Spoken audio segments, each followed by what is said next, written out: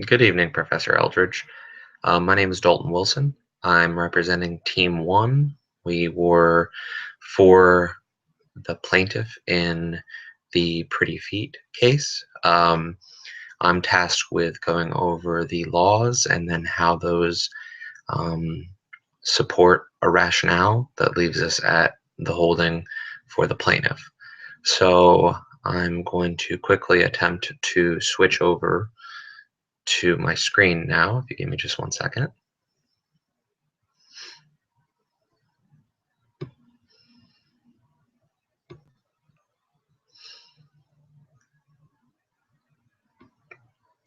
So here we have the laws that we decided to go with.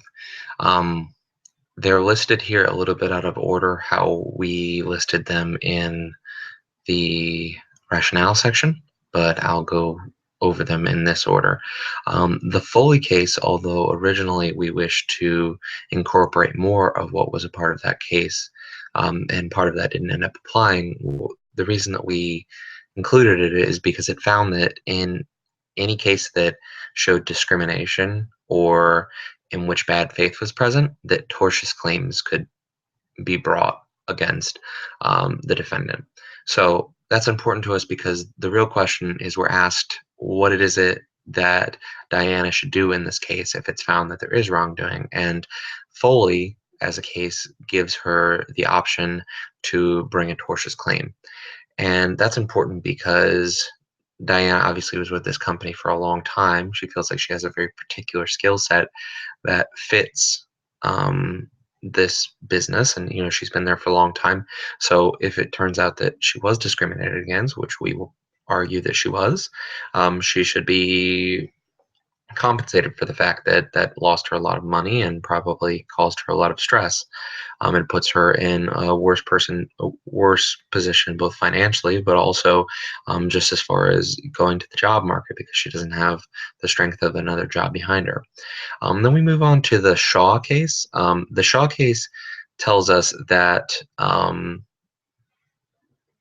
well, actually, let's move on to the Price Waterhouse quickly. The Price Waterhouse case tells us that even in instances where um, the letter of the law of a company, or perhaps the letter of the law of the state or whatever agency may be being followed, that if there's a discriminatory underlying, which I think that in this instance that's what we're arguing that there is, that the whole thing can be argued as being discriminatory or in bad faith. And then the AC Shaw construction is the main letter of law that we want to rely on here because that says that in every contract there is an implied covenant of good faith. And that's a big part of the argument that we have here is that even though there was nothing in this contract about different levels of employees possibly not having to abide by the strict letter of the law.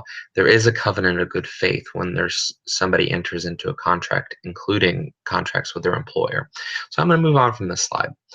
And the holding that we found is that the circumstances of Deanna's termination are grounds for a civil claim of discrimination. And a lot of the reason that it's a civil claim is because we see that it's discriminatory and that because of the Foley case that we do have grounds for tortious civil lawsuit.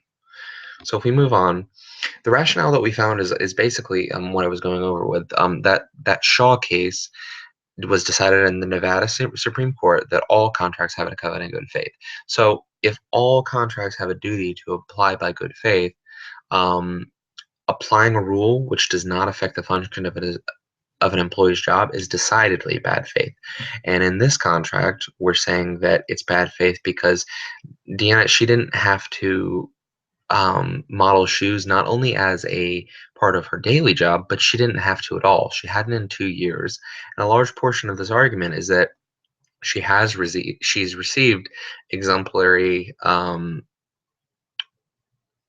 she's received really great reviews from her employers since she quit modeling shoes. So that means that she was without having to model shoes, she was continuing on an employment that met the standards of the people who were employing her. So the basic argument is here is if at the last time that she was reviewed, if they told her, "Wow, Deanna, you're doing a really great job," how is it that when she's not incapacitated by her injury to be able to continue doing the same great job, that this instance affects her?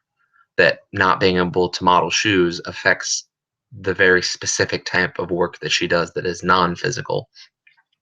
And that's what we're saying here with the Price Waterhouse is that although the company applied the letter of the rule, and indeed that probably would be their argument, is that that is the letter of the rule, and it is that way so that no sales associates can get around it by saying, um, well, if Deanna can get away with it, why can't I get away with it? Well, the Price Waterhouse case shows us that even though the decision was made by this letter of the law, if it has a second discriminatory motive, like such that Deanna was making too much money and they wanted to replace her, or there was a personal reason behind it, or what have you, if they stuck to the letter of the law only as an excuse to fire Deanna, it's no longer legal and it becomes discriminatory because there is an underlying motive. So, since she was uniquely qualified for the job that she held down, a long-standing employee, and did not have to model shoes, like I said, for the last 2 years, there's no basis to claim that on the facts of firing her had to do with the facts of firing her had to do with her injury. And the Foley case, again, like I said, shows us that if either discrimination or bad faith is present, and I think that it could certainly be argued that bad faith was present, and possibly even be argued that discrimination is present based on their reasons for following this law so closely, tortious claim are viable. In this instance, Deanna should bring a civil suit against her former employer for discrimination. So I'm gonna go back to my face now here. See if we can find it really quickly. I apologize. Oh, there we are. Um, so that's the basic argument that we made. Obviously, the there'll be a former and a latter position argued by my other teammates, but this is the meat of the argument. Um, so I guess I was also asked to review my team and the team process. I really like the team process. A little bit of feedback about the project. Specifically, I've been in college for a long time. This is my second bachelor's degree that I'm working on, and I've never seen anything like this where we're allowed to pick up a case in which has been made up by our peers, and I thought that was really cool. That's something that I told my friends about, my family about, because I thought it was interesting. I thought it was interesting that I got to make up a case, and it was possible that other people would have to work it based on the facts that I came up with. And I think it's cool the other way around too, that I'm working something that my peers came up with, and I think that's much more close to it, like akin to real life. I liked that because it was not an actual case, I had to go on LexisNexis and look up laws that I would have to connect if I were a lawyer. Now, I'm not looking to go into law school or anything like that, but that's something that's always been fascinating to me. And I think it's pretty interesting that I got to take a class and I actually got to live a little bit of what the life would be like. And I feel like it helped further my educational experience.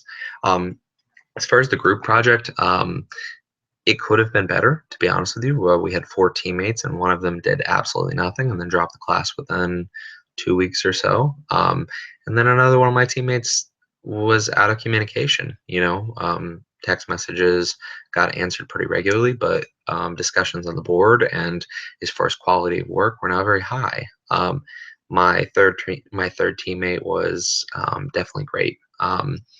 Feel very lucky to have had Morgan. And that's kind of what helped pull it together. I think that communication both via D2L and then also text message and email, that kind of stuff, was very effective. And I think that the communication between the two of us is very solid. So that's pretty much where I'm at. I really appreciated the project. I really appreciated that it was a fair balance of work between the 5 to 6 weeks that we were working on it. And I really liked the class. Thank you very much. I appreciated the breakfast bites that you did. Not necessarily that the class wasn't easy to understand just by reading the literature, but it was nice to see your face and it made it a lot more personable. And I wanted to take a second here at the end to thank you very much. I gave you very favorable reviews in the student survey of instruction because I think you're a very good instructor. Well, I think that's pretty much going to wrap it up for me. Um, if you have any questions, I'll be around to email. I'm actually leaving for Philadelphia in the next couple days. I'm sure you're going to have a couple busy days too. Okay, well, have a great night and thank you so much.